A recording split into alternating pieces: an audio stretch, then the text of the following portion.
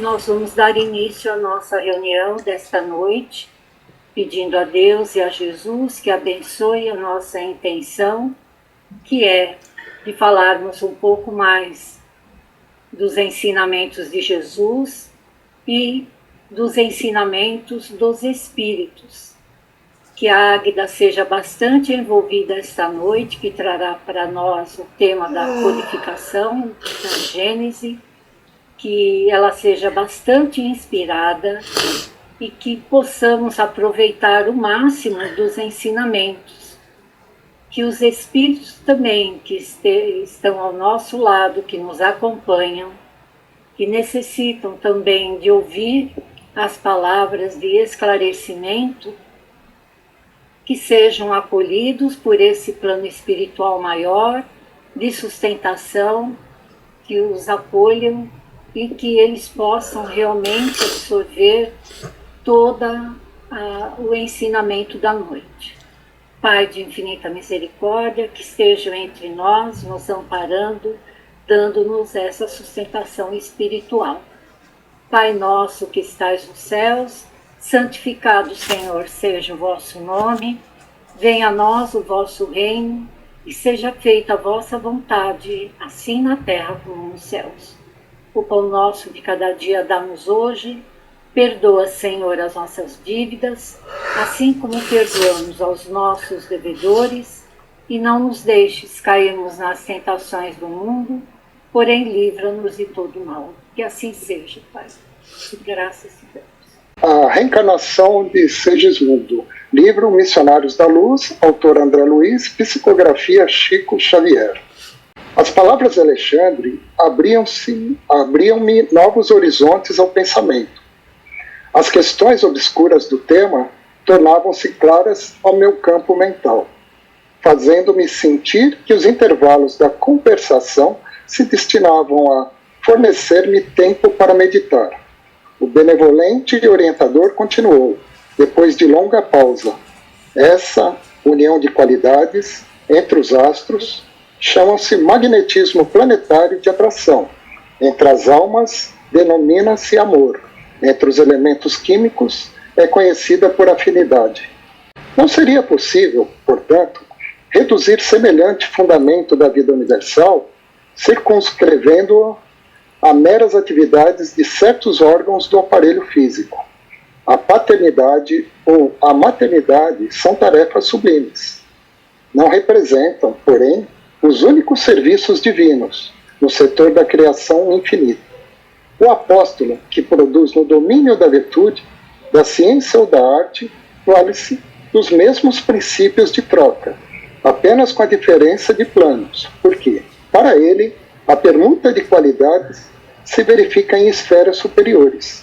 Há fecundações físicas e fecundações psíquicas. As primeiras exigem as disposições da forma, a fim de atenderem às exigências da vida, em caráter provisório, no campo das experiências necessárias. As segundas, porém, presidem do cárcere de limitações e efetuam-se nos resplandecentes domínios da alma, em processo maravilhoso de eternidade. Quando nos referimos ao amor do Onipotente, quando sentimos sede da divindade, nossos espíritos não procuram outra coisa senão a troca de qualidades com as esferas sublimes do universo, sequiosos do eterno. Bem, de novo, boa noite a quem eu não cumprimentei ainda. Nós vamos continuar o capítulo 11 do livro A Gênese, que trata da encarnação dos espíritos. No mês passado nós vimos que espírito, que vem do princípio inteligência, ele é de uma natureza e a matéria é de outra natureza.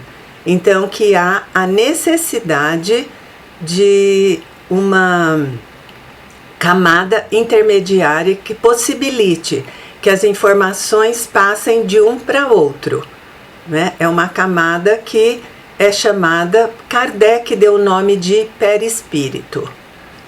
Dentro disso, nós já vimos algumas outras coisas e nós fomos até o ponto em que foi tratada de como se dava a encarnação dos espíritos propriamente. Então, vendo que o espírito, ele nesse processo, ele vai se ligando via uma linha, né, uma parte do seu perispírito, ele vai se ligando ao corpo que está se formando, como nós dissemos, Kardec diz molécula por molécula, por ainda não ser frequente o uso da expressão célula, e até que o espírito nasça. Nós vamos entrar mais nisso. E o processo era a partir desse corpo, né? Esse corpo ele tem a possibilidade de existir por ação do fluido vital. Então existe toda uma sequência. E o desencarne é justamente o oposto, que foi onde nós terminamos. O desencarne é o corpo físico se desorganiza. Nessa desorganização, o fluido vital não tem mais como se manifestar. Se ele não tem mais como se manifestar, o corpo morre e aí o espírito se afasta. Se afasta porque o corpo não vai ser mais útil a ele. Então, o que nós temos é importante frisar isso, que primeiro o corpo morre e depois o espírito se afasta. A pessoa não morre porque o espírito se afasta, é o contrário, vai primeiro o corpo morrer. Eu gostaria de ilustrar um caso muito bonito. Kardec, nessa parte, ele fala que assim, o desencarne, ele se dá de inúmeras maneiras. Ele pode ser rápido, ele pode ser lento, ele pode demorar meses. E na literatura do Kardec nós não temos muitos relatos dessa ordem, mas na literatura complementar nós temos muitos. Então nós vemos espíritos que ficam presos aos seus corpos, que não percebem que morreram, outros que acompanham os seus velórios e ficam desesperados e apavorados, outros que ficam presos no cemitério, e alguns relatos, como nós vimos tem no próprio, acho que é no Céu e Inferno, que ele fala do senhor, eu esqueci o nome dele, é Chanson?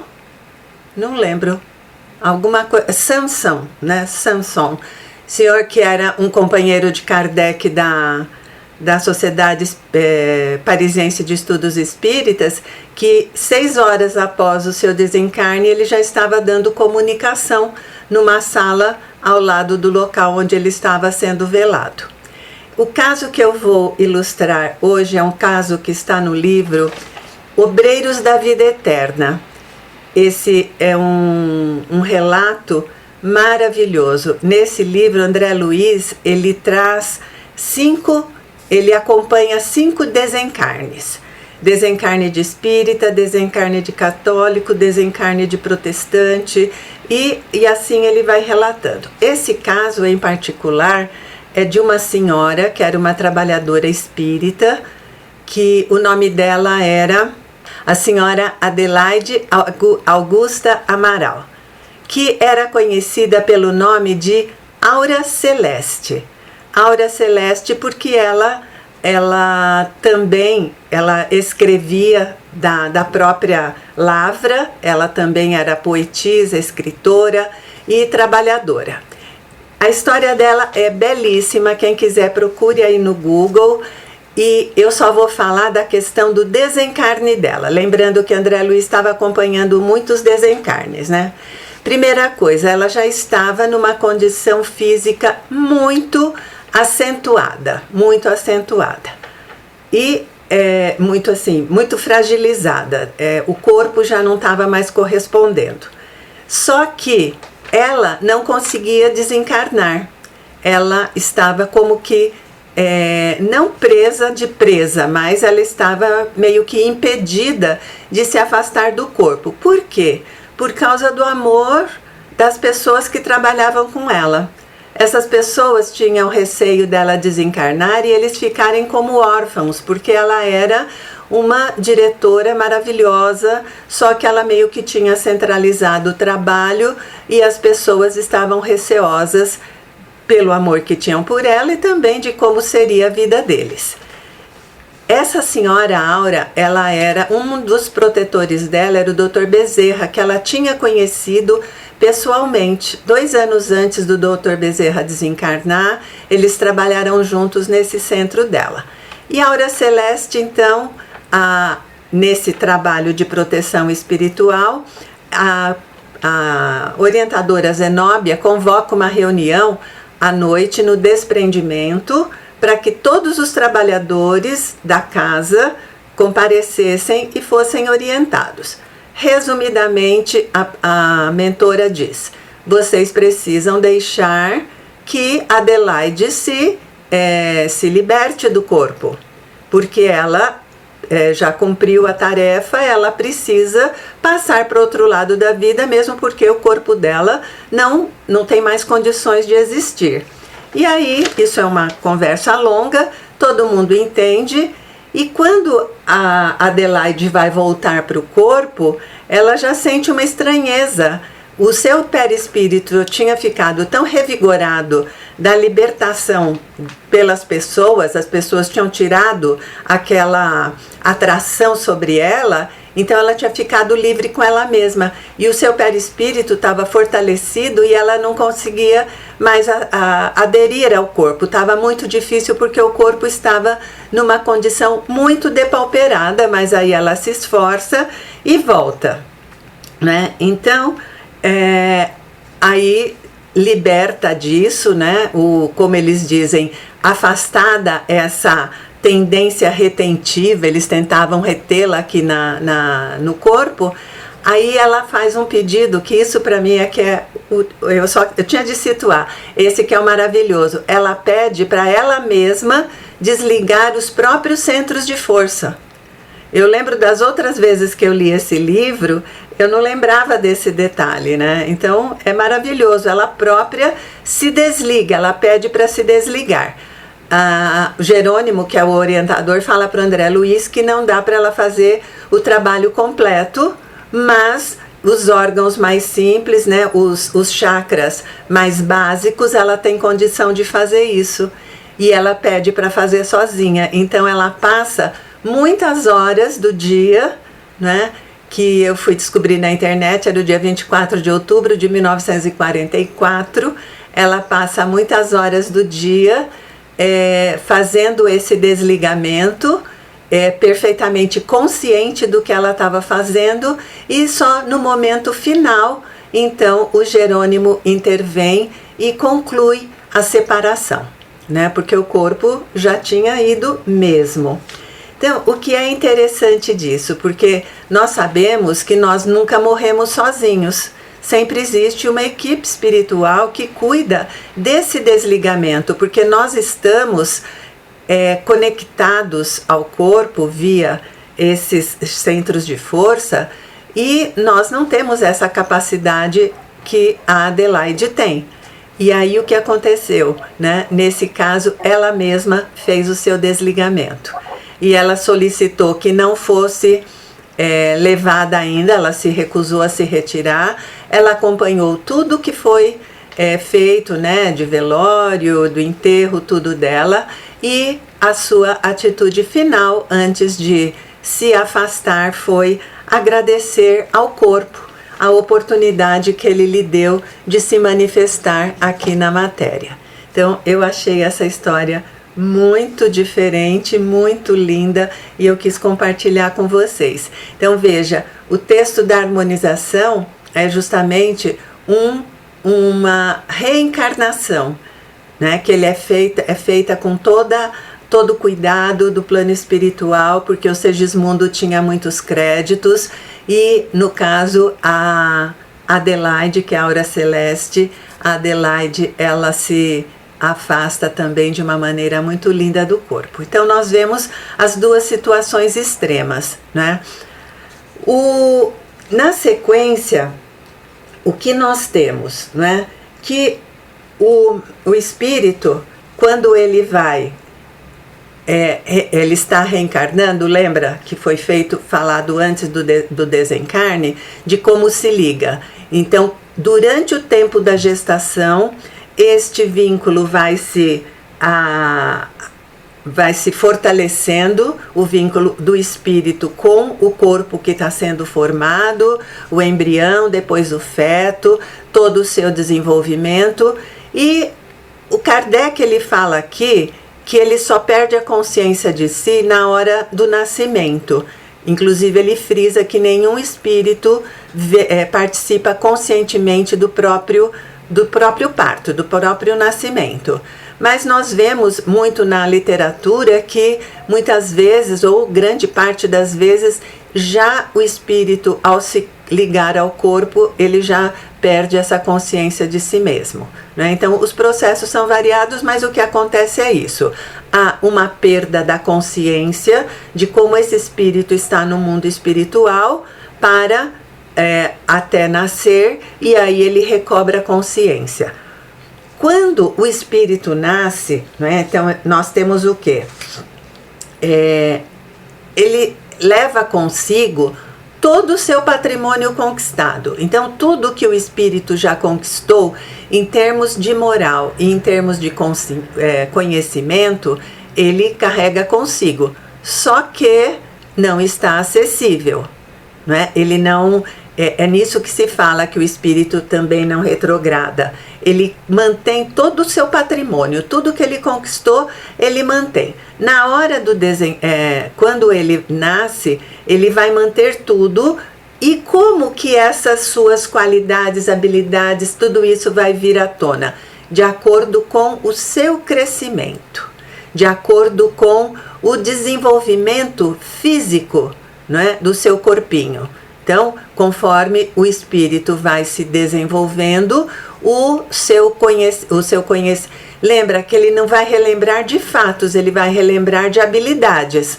Nós vemos, por exemplo, que existe bastante na internet, essas crianças pequeninas, né, que sabem tocar piano sem nunca terem aprendido nesta vida. Então, veja, é um conhecimento que ela traz, né? Ela não sabe como nem de onde, mas que ela pode manifestar. E assim são as qualidades do espírito que ele vai retomando de acordo com o desenvolvimento, tanto do seu corpo físico, quanto da sua maturidade física e espiritual nessa nova situação. Então ele diz... Isso, o seu patrimônio espiritual serve de ponto de partida para as novas realizações, porque encarna com uma tarefa, encarna com um propósito. Não vem para nada, vem para evoluir, para crescer. Então, tudo que ele já traz serve como ponto de partida. Outro cuidado que é tomado, que é bastante, as pessoas gostam de se recusar a isso, de aceitar, mas é o esquecimento do passado. E Kardec, eu pensei, ele sintetizou de uma maneira muito simpática, que ele fala assim: o passado, se ele for penoso ou humilhante, ele pode perturbar o espírito reencarnante e criar impedimentos ao seu desenvolvimento. Não é? E pode também ser motivo talvez de orgulho ou de qualquer outro sentimento. Então é um ser novo que está ali para uma nova experiência, mas veja, ele não começa do zero, ele já tem toda uma bagagem que está disponível para ser acessada. Ele diz, é um novo ser. E não existe existe solução de continuidade na reencarnação.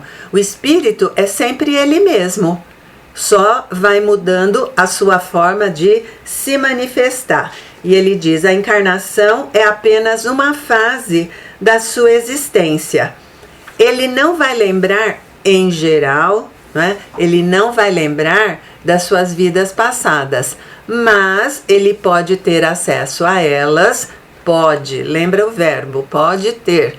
Ele pode ter acesso às suas vidas passadas durante a emancipação do sono.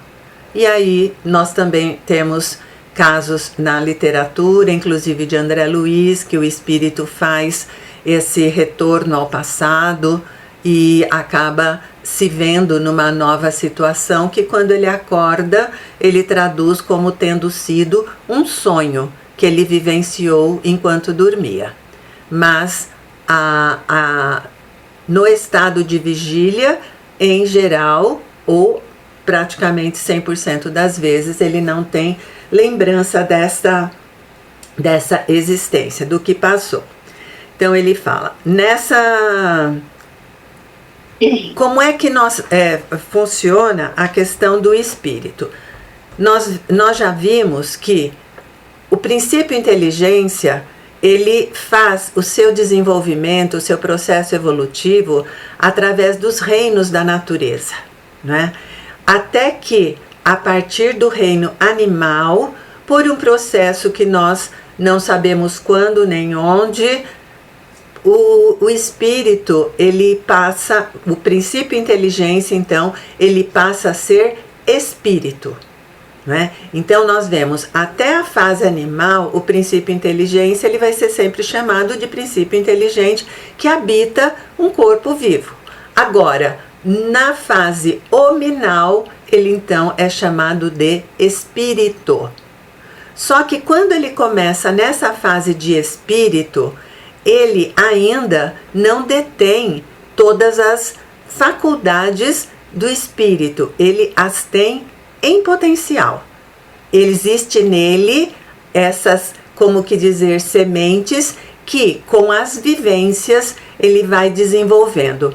Kardec até usa uma figura bastante que fica claro para nós. Ele diz assim, imagine uma criança. Essa criança, ao nascer, ela não detém todas as possibilidades de um ser humano adulto. Ela vai lenta e gradativamente se desenvolvendo. Então ele fala aqui a mesma coisa. Eu vou ler um trecho de uma nota que é trazido aqui, que ele diz assim, nas primeiras encarnações, os espíritos são simples e ignorantes. É o que a gente sempre vê que está lá, inclusive, no livro dos espíritos. Ele é ignorante, né? Ele não tem moral e nem inteligência. Lembrando, a inteligência, tudo isso vai ser desenvolvido. O livre-arbítrio se desenvolve pouco a pouco como consequência do desenvolvimento da inteligência. Então, livre-arbítrio é uma das características, o aspecto racional também, né? Então ele fala, só então se inicia e cresce proporcionalmente a responsabilidade pelos seus atos. Então não é porque o espírito acabou de entrar na fase hominal que ele já detém tudo, está de posse de tudo que tem um espírito com centenas ou milhares de encarnações. Tudo isso precisa ser desenvolvido. Então ele fala, isso não ocorre de imediato. Não é nem na primeira nem na segunda encarnação. E assim por diante, aí ele fala, e ainda na medida que a alma goza do seu livre-arbítrio, a sua responsabilidade vai crescendo em razão do desenvolvimento da sua inteligência. Então, para nós entrarmos de posse do nosso livre-arbítrio, nós vamos precisar desenvolver também a nossa capacidade de entendimento, a nossa capacidade cognitiva. Então nós temos essa responsabilidade. Então veja como a lei divina é perfeita, né? Então ele fala, é a sua origem, mas os atributos são dotados quando entra na humanidade. São a razão, a vontade, o senso moral, etc., o livre-arbítrio. Então quando ele entra na humanidade nós já falamos, e aí ele diz, o que o espírito vai precisar para existir? Ele vai ter de prover, né? Nós todos precisamos prover o alimento para o corpo, a segurança e o bem-estar. E é justamente na busca desses objetivos que nós vamos empregar essas nossas faculdades para descobrir qual vai ser a nossa alimentação, quais serão nossos alimentos, como é que nós vamos dormir, como nós vamos existir, como nós vamos buscar por nossa segurança. Então, com isso, na busca e no desenvolvimento de tudo isso é que nós vamos ampliando todas essas faculdades que nós temos, a princípio em estado primitivo, original, e vamos desenvolvendo com o tempo. E aí nós vemos como é importante a questão da encarnação. Como encarnar para o espírito é importante para ele fazer esse seu desenvolvimento, para ele crescer, para nós crescermos, né? Essa é a ideia. Então ele fala, da mesma forma que o trabalho inteligente, desenvolvendo, ele traz melhorias para nós vamos melhorando, nos aperfeiçoando, nós vamos crescendo, ao mesmo tempo e paralelamente nós vamos levando todas essas consequências das nossas ações para o nosso planeta. Então o planeta também vai evoluir e progredir com o nosso crescimento e o nosso progresso. Ele fala, a transformação e o progresso do globo que habita, conforme ele vai evoluindo, colabora com a obra do Criador, do qual é agente inconsciente.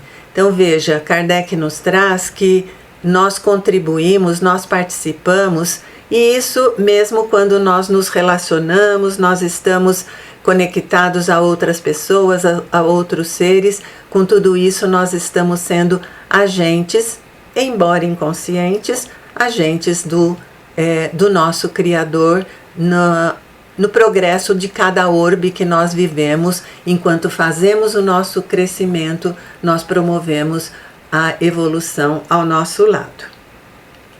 Um outro aspecto que é trazido é que essa encarnação, nós estamos falando do espírito vindo, ela não é eterna. Nós sabemos que uma hora ela vai acabar, não é?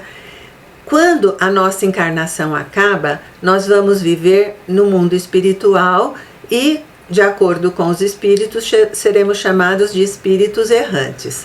E aí é uma coisa que se eu já tinha pensado, eu não me lembrava, que eu achei muito legal. Nós passamos muito mais tempo no mundo espiritual do que no mundo encarnado. Nós temos informações de que nós vivemos em torno de 150 a 200 anos no mundo espiritual e voltamos para receber um corpo. Então, se agora que nós estamos nessa fase no planeta que nós ultrapassamos os 70 anos, 80, né, isso não era frequente. Então, nós passamos um tempo muito maior na espiritualidade do que aqui. E o que nós vamos fazer quando nós estamos desencarnados? Uma das primeiras coisas é olhar para o que nós fizemos enquanto encarnados, quais foram as nossas atitudes, quais foram os nossos erros, quais foram nossos acertos, trabalhar para alcançar o desenvolvimento de novas qualidades, de novas virtudes, para então nos prepararmos para assumir um novo corpo. Então, lembrar quando a gente reclamar muito, né, de que nós passamos mais tempo do lado de lá do que do lado de cá, né, como espíritos encarnados. E um outro aspecto, para concluir por hoje, Cléo, é apenas uma diferença que existe entre o espiritismo e outras denominações aqui. Depois, se der, eu leio, se não, eu leio no mês que vem. Que é justamente a concepção da encarnação. Por que nós precisamos encarnar? Nós precisamos encarnar, como nós falamos há pouco, para desenvolver nossas habilidades, para desenvolver as nossas faculdades espirituais, né? Razão, sentimento, senso moral, livre-arbítrio, inteligência, todas essas coisas, e elas são mais facilmente alcançáveis quando estamos em contato com a matéria. Então veja, encarnar, assumir um corpo, não representa um castigo, como ele diz aqui. Eu não tenho essa informação, mas ele diz aqui que hinduísmo e no budismo, a encarnação seria um castigo. Mas para o espiritismo, ele é um processo natural, desde simples e ignorante, e ele vai progressivamente evoluindo pelo esforço, por seu esforço, as suas faculdades, inteligência, livre-arbítrio, senso moral e virtudes, depois de centenas de vidas nas quais elabora a consciência de si mesmo. Então, encarnar não é um castigo. Encarnar, na realidade, é uma grande bênção, porque vai propiciar esse avanço espiritual da aquisição e o alcance dessas faculdades que são inerentes ao espírito.